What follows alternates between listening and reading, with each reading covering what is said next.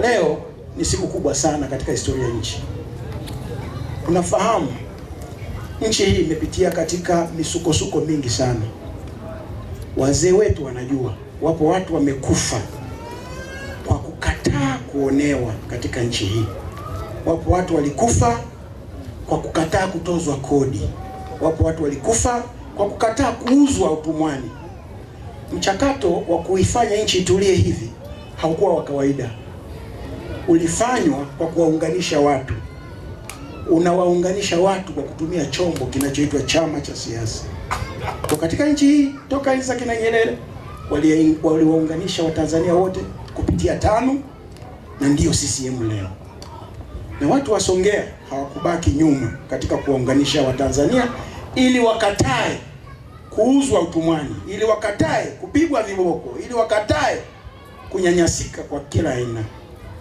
Baadhi ya watu wa Songea hapa waliofanya hiyo kazi ya kusema hatutaki kuonewa, hatutaki kuburuzwa ni pamoja na akina hayati Mzee Rashid Mfaume Kawawa, ndio waliosema tukiungana pamoja hatutaonewa tena.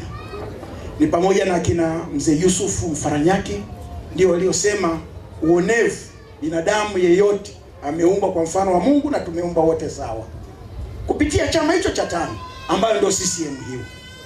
Lakini vile vile wapo wazee kama vile akina Lawrence Gama, wapo akina Zaituni Fadhili, wapo akina Maulidi Songambele, wapo akina Mustafa Songambele, wapo akina Sebastian Chale, akina Binti Forodhani, akina Geoffrey Muhagama, akina Pili Hamisi na wengine.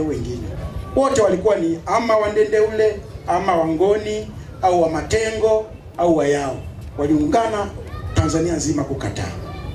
Kwa hiyo katika hali ya kawaida watu wangefikiri baada tu ya kupata uhuru CCM isingekuwa na kazi, TANU isingekuwa na kazi.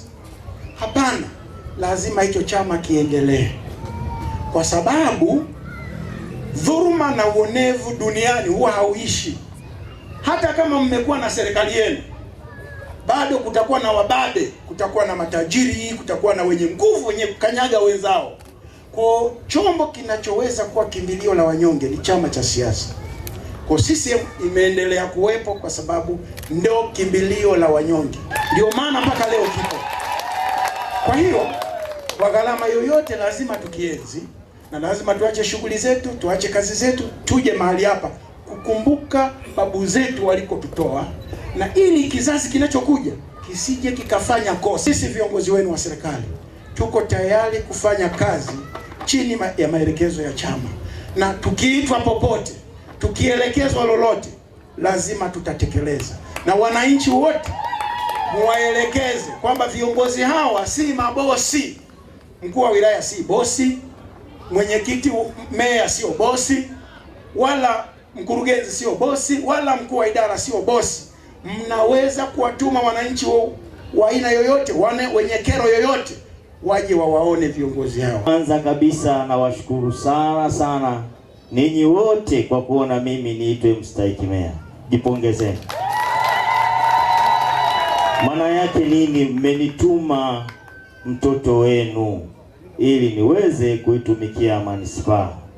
Lakini pia nashukuru sana kwa niaba makamu wa rais, maana angekuwa hapa na angeweza kushukuru, lakini amenituma niseme asanteni sana Chama cha Mapinduzi, Secretariat pamoja na kamati ya siasa kuona kuna umuhimu wa kuleta adhimisho hili la miaka 49 kwenye kata yetu. Asanteni sana.